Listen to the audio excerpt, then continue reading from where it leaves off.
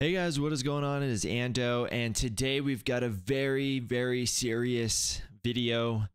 It's going to be a series in which I try and help you guys out. It's something that I didn't quite know we needed, but it's something that we do have to address. And we're in the fleet cantina right now, and it's basically we got to talk about fleets, guys. It's got to happen. At the earlier set of this series, it's going to be more about beginners. But we'll figure out what fleets you guys need to work on. And like I said, I didn't know this until I kind of was playing TW with my alt guild, and I was just like, man, there needs to be some sort of structure. So this is gonna be a video that you guys need to share with your guild. Be sure to do that. Help some people out. You're not too far to be saved. If you are a territory wars officer, or if you do admire PvP, there's a trigger warning here. Look away. It's pretty bad. So let's go ahead and move into what it is, right? So like I said, I'm showing you guys the evidence of why I'm doing this, right? You can see here we've got a malevolence here with some bounty hunters. We've got a relic 8 Kenobi fleet, and there isn't a Galactic Republic starting at all in that fleet. And then I guess at least the next one, we've got Anakin there, but we got some random rebels. And like just to show you, I'm not cherry picking here, right? We've got like Kenobi with some, Hans, or like some Millennium Falcons and 5s. We've got, I guess we got Grievous with some Separatists and stuff like that. So like I said, guys, it's tough for me to look at this. Like I said, check in on your TW officer after he watches this video. He or she watches this video, as I'm sure he or she is going to need some help after that. But we're gonna start off with kind of the easy ones, right? I'm kind of gonna go through this series in hey, what are the like low tier ones and what's the high tier ones? And I'm kind of going at the overall fleet, but then within each fleet, I will kind of give you guys like the upgraded tiers, right? Like, hey, I just unlocked the fleet. Like, what am I capable of doing versus like, hey, I'm kind of in the intermediate. I have some ships. I have not some ships. What can I do with it? Versus, hey, like I'm at final form here. What am I doing with this? All right, so bear with me. Like I said, I know it can be tough. Fleets is one of those things that is very much disregarded. So I'm hoping that at least I can, at the very minimum, providing you guys your fleet loadouts. You just save these fleets and, at least they'll be somewhat competitive. At least they'll be coherent, right? If you just save these fleets, you could just place them, throw them, spam them on TW defense, whatever. At least it will help you. Okay, so this video will specifically go over the Resistance and the First Order. They are, in my opinion, the weakest ships out there. That's not to say that they're bad. They're just kind of they're right now just sort of like bench, right? Like with how, PvP is. If you don't have all the fleets though, like there's really good spots and really good angles that they can be used in. So let's go ahead and just say like, this is I just unlocked Rey. I only have 3 ships kind of thing that are Resistance, which is going to be your Rey Falcon, your Poe Dameron, and your Resistance fighter.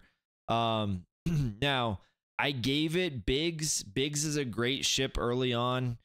He kind of fits in a ton of different places, but as long as you have, like, if you have Rebel or Hans Millennium Falcon, as long as you have the, Y-Wing tank, this is a decent spot for him to go.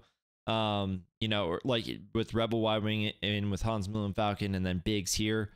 And then, yeah, I gave it Clone Sergeant just because, you're trying to get to the point to where, you could bring out your, anything that can kind of help, tank or do anything, right? It's going to help try to get Holdo's maneuver off. That's her big calling card. So yeah. Whether you put this on offense or defense, it's only okay, right? I don't want to oversell this. If you're in Kyber 1, Kyber 2, Kyber 3, this isn't your fleet. Sorry to say. But that's, like I said, not to say that that's only a very small portion of the game. this is an okay fleet. You can at least maybe get the Holdo's maneuver off, and then it's an easy cleanup whenever you do this. Okay. And then very quickly, by adding 2 ships, this is actually a fleet that you see in Kyber 1. Like this, I use this probably every fleet match.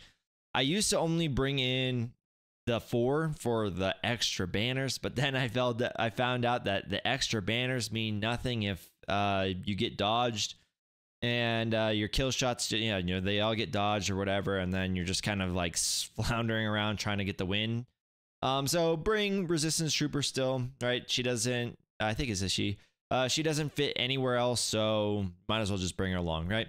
The secret to this match is make sure, so what it can kill, or like what it's most easily killing is Malevolence, right?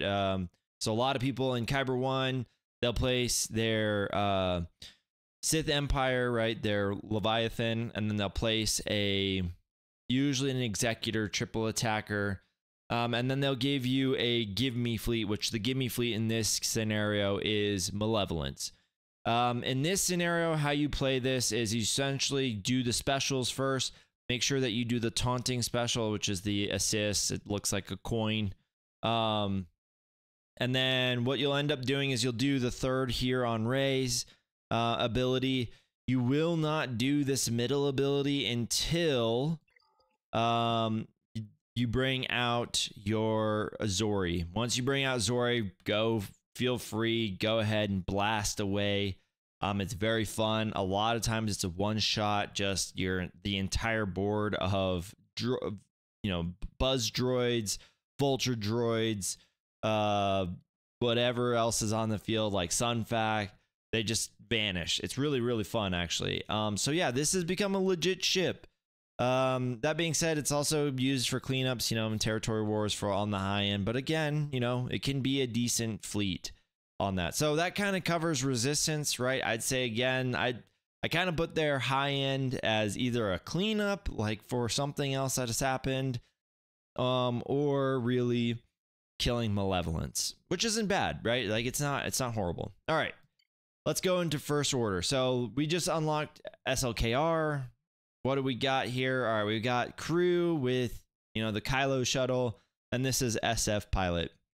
You want that tenacity, or that potency early on. And this fleet setup right here will kill Han's Millennium Falcons that are on defense. How you open it up is you just open up with this ultimate ability on Han's Millennium Falcon, and then you just pretty much go all in on him. There's not really much of a secret there. You just, like I said, through stuns and ability blocks and all those other things, you can just target him usually. And then, yeah, you're good. You're golden, right? You're able to just kind of kill him really quickly and end the fight. It's very effective. Did it for many years. I just don't see Han's Millennium Falcons anymore just because, there's a upgraded ship from that now. Okay, so then with one ship added, I should also say that with First Order, right, a lot of times Ebon Hawk is used in there because it's a good dispel, and then a lot of times you're using against things that have target lock, whether that's Empire or, eventually bounty hunters. So just having that kind of, that ability where you're able to kind of stave off target locks can actually be a big deal. So then we add one ship, which is now the First Order shuttle. Very funny how it kind of works out. If you're still facing Han's Millennium Falcon, this is actually the lineup you want to go with. But if you are facing like, different lineups, I've seen, people kill negotiators with something similar to this. If they have the bounty hunters, the Executor bounty hunters with boss starting, this is the kind of fleet that you want to have. You want to have relics, though. You want to be, pretty high relics. It's a very serious ship to take out. But yeah, it's very similar. You've got Ebon Hawk in here for that very similar reason. And eventually, like I said, you can actually kill that. If you're facing the triple attacker variant, you can actually kind of swap around some of the lineup choices. If you look on .gg, you can kind of see on what is going on there. But you can actually win. And I won't say it's a great win rate. It's, you know, I think it's like probably 60%. You take out the outliers of like, hey, maybe like some people that are trying this with like, you know, not super high stars or not super geared characters. You could probably like limit this out to maybe like 70-75%. But that being said, like pretty high ceiling with them.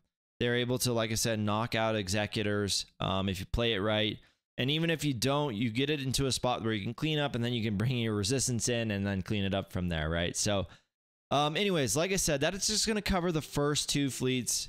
Expect more of these to come. Like I said, I want this to be a series. I want us to all kind of improve our fleet game a little bit so we don't see what we saw earlier on.